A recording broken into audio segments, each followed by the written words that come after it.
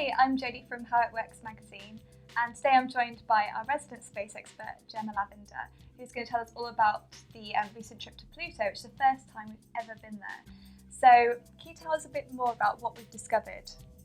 Okay, so as we've got closer and closer into Pluto, we've learned a bit more about the geological features.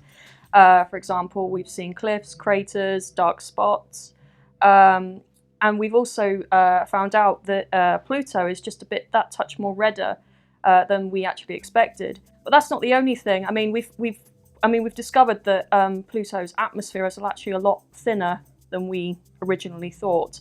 Pluto itself is actually a bit bigger than we actually thought too. So it's 2 kilometres larger, which is about 1.24 miles. And that has consequences for its density. So what that then means is that Pluto is a lot less dense than we actually thought too.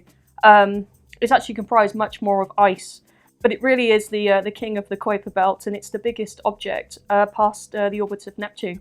Wow. So there's snow discovered on the surface as well. Can you tell us a bit about what that's like?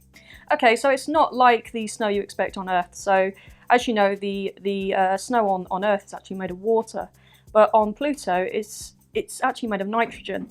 With Earth, the snow is actually quite balmy, but on Pluto, Pluto's about 233 degrees Celsius. It's minus 233 degrees Celsius.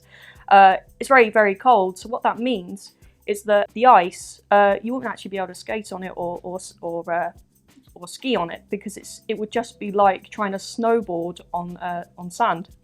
So it's very cold, and that's really what happens to the nitrogen snow. Right. And so there's a heart shape as well on the surface. Is that do you know what caused it, or? Okay, so that's actually now a signature of Pluto. You might have seen on the internet there's quite a few memes of Pluto and its heart. You know, the little planet with the big heart.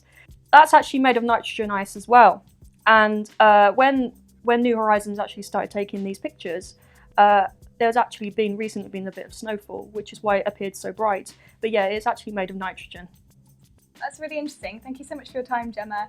And if you want to find out more about Pluto, then make sure to pick up this month's issue of How It Works, where Gemma's actually written a feature on the very topic. And make sure to follow us on Twitter and Facebook. The links are below. We'll see you next time. Bye.